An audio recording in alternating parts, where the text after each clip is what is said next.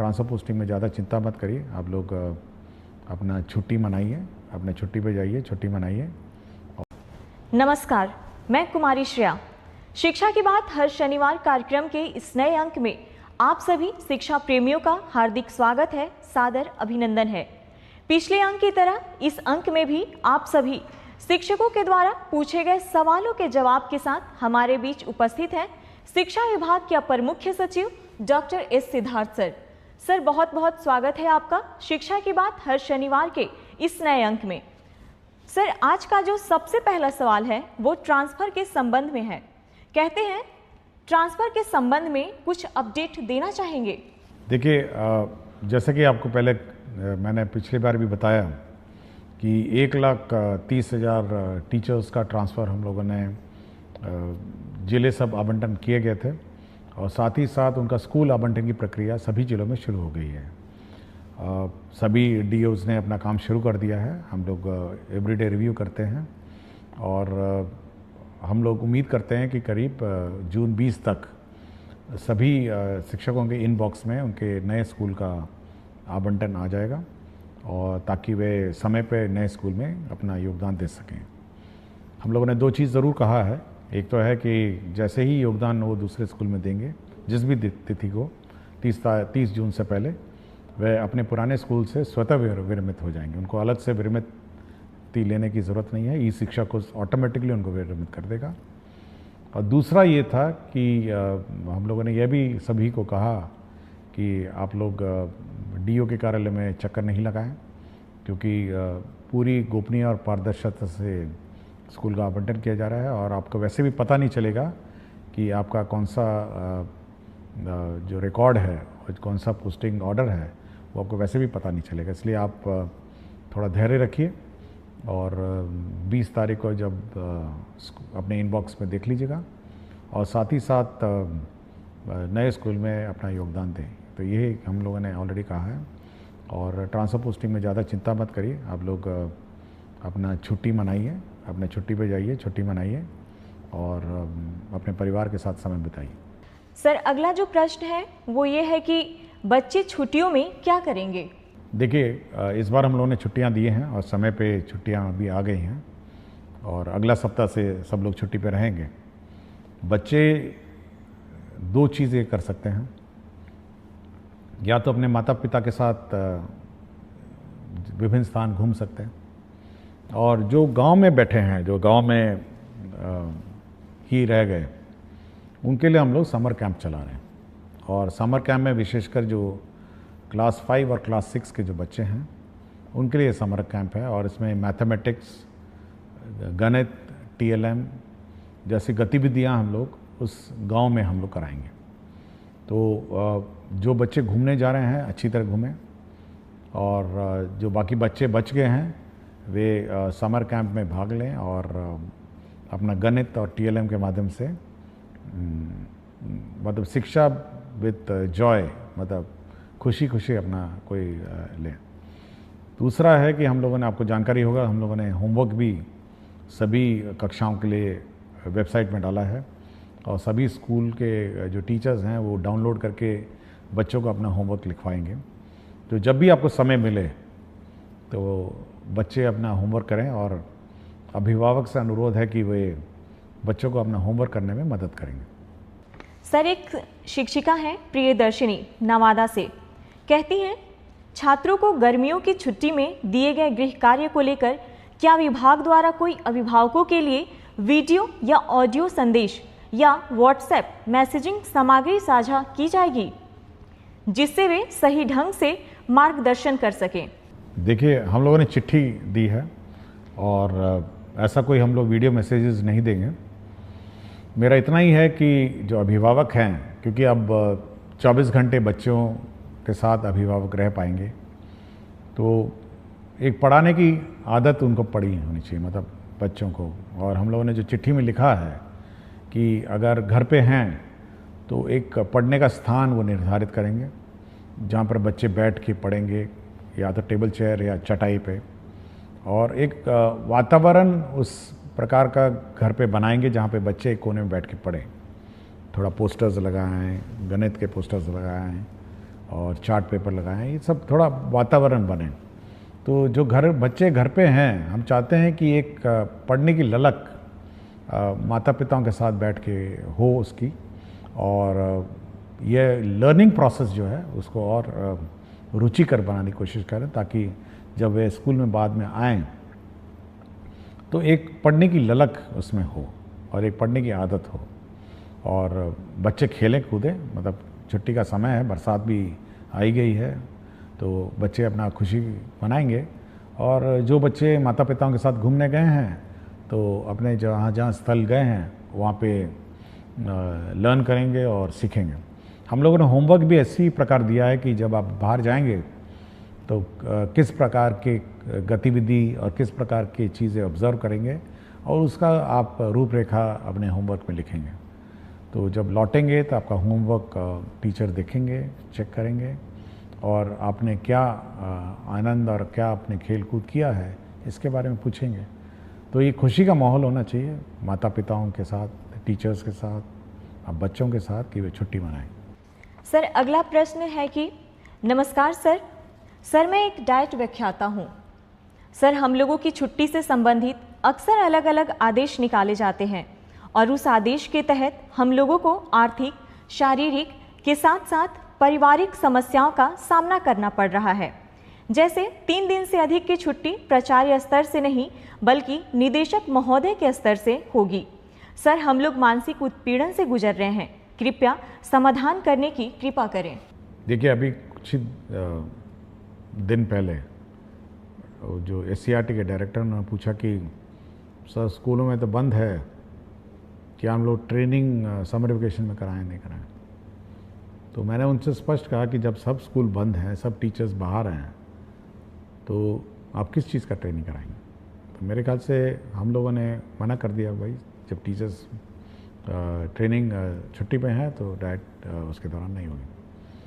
दूसरा है, हम लोग का ये विचार है कि जो छुट्टियां हैं वो सब ऑनलाइन ली जाए और प्रक्रिया भी ऑनलाइन हो। टीचर्स की जो प्रक्रिया है हम लोग ने स्पष्ट कर दिया है कि ऑनलाइन होगी, और आपको जानकारी होगा कि कुछ ही दिन पहले हम लोगों ने ये गाइडलाइन इशू किया है, इसमें स्पष्ट किया है कि किस प्रकार की छुट्टी कौन स्वीकृत करेगा और कितने दिनों में स्वीकृत करेगा। तो छुट्टियां स्वीकृति में स्पष्टता होनी चाहिए, ये हम लोग का मत है। टीचर्स के लिए हम लोगों ने कर दिया है, तो डाइट के लिए भी हम कर देंगे। सर, अगला सवाल कुमारी निधि प्राथमिक विद्यालय सुहाग किशनगंज से करती हैं। कहती हैं, एसीए सर को मेरा प्रणाम। महोदय, मेरे विद्यालय में शून्य निवेश पर एक निपुण बाल मंच कोना बनाया गया है, जिसमें बच्चे अपने मन की करते हैं और अपने द्वारा लिखी हुई कविताएं, कहानियां, अपने द्वारा हस्त निर्मित वस्तुएं और जो भी उन्हें मन करता है वह वहां पर बनाकर प्रदर्शित करते हैं। क्या ऐसा निपुण बाल मंच कोना हर विद्यालय के लिए तैयार किया जा सकता है?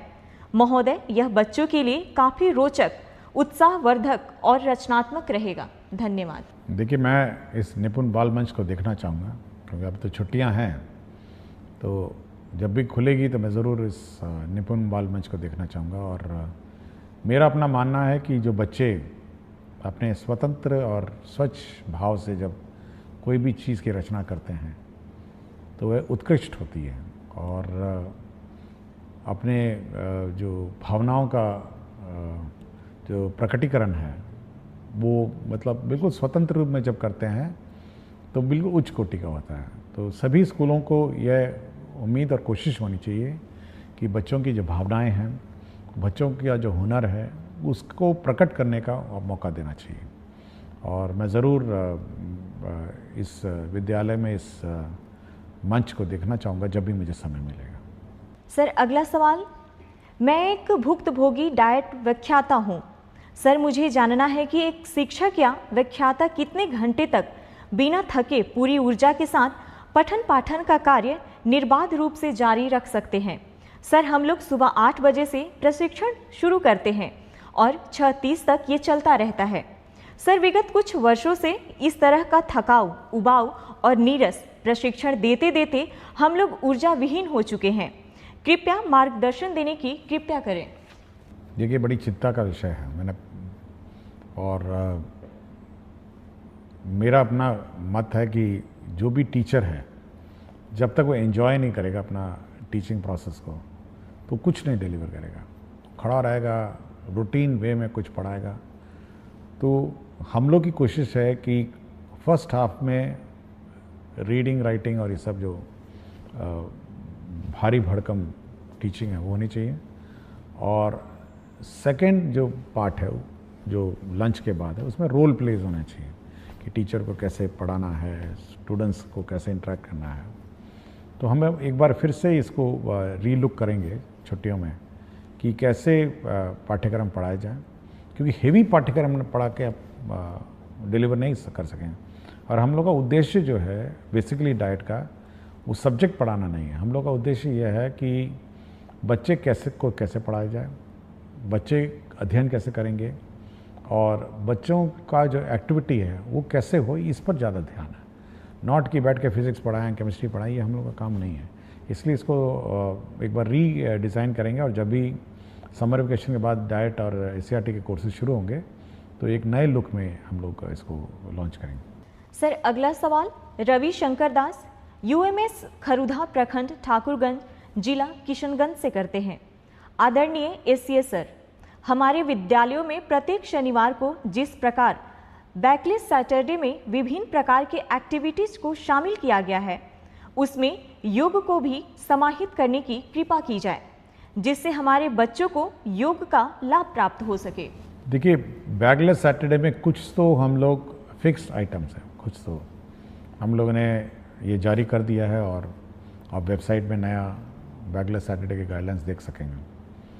इसके अलावा स्कूल पर ये हम लोगों ने छूट दी है कि योग करें या जो भी सिखाना चाहें, क्योंकि अगर हम लोग कंपलसरी कर देंगे, यह संभावना है कि वहाँ लोकल टीचर नहीं मिलेंगे।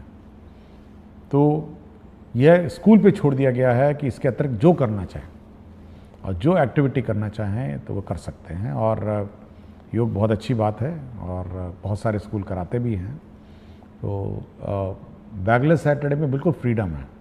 जो करिकुलम है उसके अतिरिक्त है, डिज़ास्टर पे बात होती है, संगीत के बारे में बात होती है, स्पोर्ट्स के बारे में बात होती है, और बच्चे को जो की चीज़ रुचि और जो क्यूरोसिटी है उसके बारे में बात होती है। इसलिए हम लोग बिल्कुल छूट दी हुई है। ये बिल्कुल टाइड अप सैटरडे नहीं है कि यही करना है और इसी पर काम करना। सर, एक शिक्षिका है बेबी कुमारी, गोनवा पोवारी उच्च विद्यालय से, कहती हैं, सर क्या हर महीने होने वाली अभिभावक शिक्षक संगोष्ठी के लिए कोई एकीकृत रिपोर्टिंग प्रारूप या पोर्टल विभाग उपलब्ध कराएगा, जिससे सभी विद्यालय एक समान रूप से रिपोर्ट भेज सके? देखिए, इतना रिपोर्ट अगर आने लग जाए तो हम लोग का तो विभाग बिल्कुल का सर चकरा जाएगा, और ज़्यादा रिपोर्ट हम लोग को चाहिए भी नहीं। हम लोग देखिए, हम लोग ये उम्मीद करते हैं कि अभिभावक और जो शिक्षकगण उस स्थानीय स्तर पर समस्याओं का समाधान करेंगे, स्थानीय स्तर पर अपना हल निकालेंगे। अब हर चीज़ हम रिपोर्ट लेके, हर चीज़ हम अगर इकट्ठा करने लगे तो उसका कोई हल हम नहीं निकाल पाएंगे। हाँ, फीडबैक अगर आपके पास है कोई संगोष्ठी के बारे में कि कैसे अच्छा करना है या उसमें सुधार करना है, तब तो बात सही है। लेकिन हर चीज़ का रिपोर्ट हम नहीं ले सकते ना। ये हम चाहते हैं कि पेरेंट और स्टूडेंट और टीचर आपस में स्थानीय स्तर पर विचार करें और मामले का समाधान निकालें। सर, एक शिक्षिका है अंकिता दरभंगा से, कहती हैं, सर कुछ स्कूलों में अभी भी कुछ बच्चों को अभ्यास पुस्तिकाएं नहीं मिली हैं। क्या इसके लिए एक तेज ट्रैक शिकायत निवारण प्रणाली बनाई जा सकती है, जिससे हम संगोष्ठी से पहले यह सुनिश्चित कर सकें? देखिए, मैंने कहा था कि छुट्टियों से पहले सभी किताबें मिल जाएं, और अगर मिली नहीं तो मैं ऑब्वियसली संबंधित में कार्रवाई करूँगा। मैंने बहुत स्पष्ट कहा था, और ये कहा था कि बच्चे छुट्टियों से जाने से पहले किताब लेके जाएंगे और पढ़ेंगे।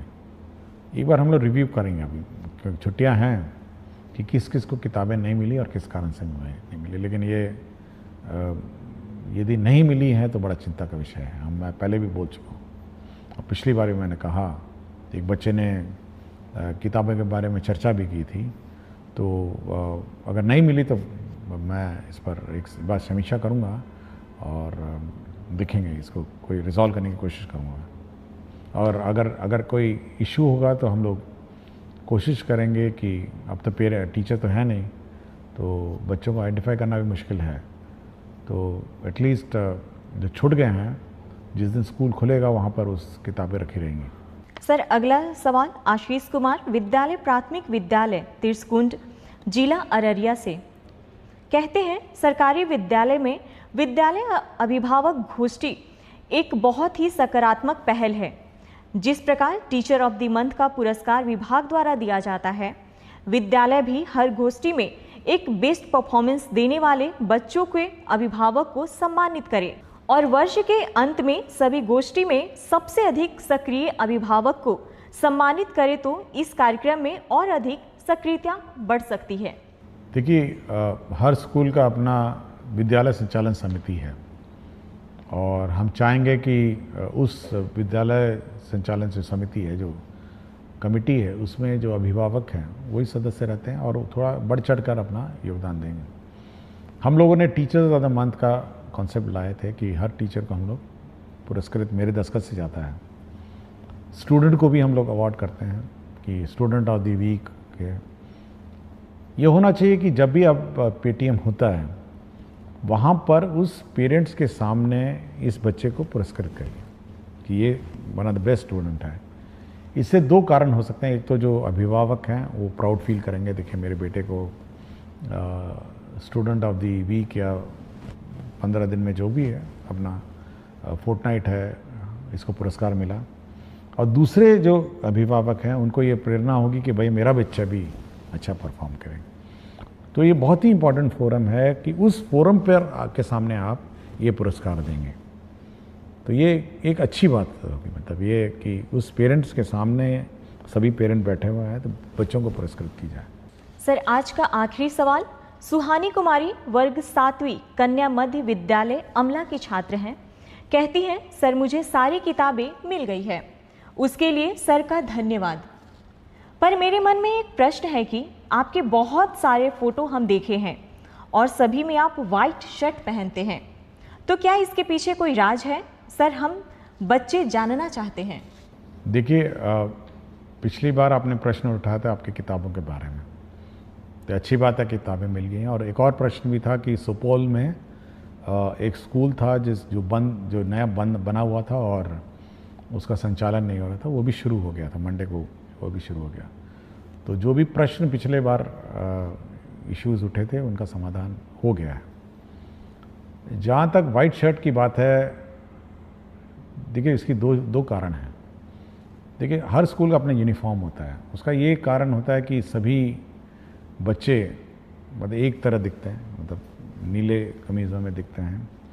और दूसरा, उनको उस कमीज़ पे ज़्यादा ध्यान नहीं देना है। मतलब जब स्कूल के लिए तैयार होकर आते हैं तो एक ही कमीज़ है, मतलब नीली कमीज़ पहननी है, नीली पैंट पहननी है या निकर पहनना है। और उसी प्रकार मेरा भी जो कबर्ड है उसमें ऑफिस के लिए जब तैयार होता हूँ तो केवल दो ही प्रकार के कपड़े हैं, वाइट कमीज़ें हैं और ब्लैक पैंट है। तो मुझे ध्यान और मुझे दिमाग नहीं लगाना पड़ता है कि आज सुबह ऑफिस में क्या पहन के जाऊंगा। उसी वाइट में से एक शर्ट उठाता हूँ, उसी ब्लैक पैंट में पैंट पहनता हूँ और मुझे अपने मन और मस्तिष्क में तनाव नहीं रहता है। एक तो फॉर्मल है, मैं तो कोई रंगीन नहीं पहन सकता हूँ और मतलब जीन्स और टी शर्ट पहन के तो ऑफिस नहीं जा सकता। एक बहुत ही सभ्य और फॉर्मल लोकेशन है। और दूसरा ये है कि ज़्यादा दिमाग लगाने की आवश्यकता नहीं मुझे। ज़्यादा दिमाग अपने काम पे लगाइए, ज़्यादा दिमाग अपने मतलब जो आज दिन भर करना है उसके बारे में सोचिए कि आज दिन भर क्या करना है। तो ज़्यादा दिमाग मेरा उसी में लगता है। और जब मैं नहाता हूँ तब सोचता हूँ कि आज दिन भर का क्या काम है, उसको रिवाइज़ करता हूँ कि ऑफिस जाऊँगा तो ये करूँगा, फिर 11 बजे ये करूँगा, 12 बजे ये करूँगा, 12:30 इन लोगों को मैंने समय दिया है और 1 बजे 1:30 बजे मैं खाना खाने आऊँगा, फिर 3 बजे ये करूँगा। तो पूरा रिवाइज़ होता है, एक पूरा प्रक्रिया। जब मैं तैयार हो रहा था तो पूरा मेरा दिनचर्या बिल्कुल रिवाइज़ होता है, मेरे दिमाग में बैठा रहता है। मुझे कभी भी एंगेजमेंट पैड देखने की ज़रूरत नहीं है कि आज दिन भर मुझे क्या करना है। और पूरा कंठस्थ याद रहता है कि शाम 7 बजे 8 बजे आज किसी की शादी में जाना है, आज किसी के सालगिरह में जाना है, ये भी नपा तुला रहता है।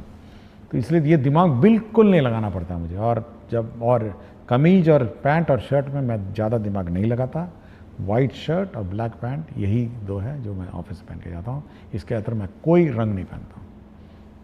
इसलिए मैं बच्चों को भी कहता हूँ अपना यूनिफॉर्म पहनिए, सभी लोग यूनिफॉर्म पहनिए, सभी जैसे दिखेंगे और ज़्यादा माथापच्ची नहीं है। कभी कभी मैं देखता हूँ बच्चे यूनिफॉर्म नहीं पहनते, कोई रेड टी शर्ट पहना हुआ है, कोई वाइट टी शर्ट पहना हुआ है, तो एक तो भिन्नता हो जाती है ना स्कूल में, एक जैसे दिखते नहीं हैं, समानता नहीं है स्कूल में।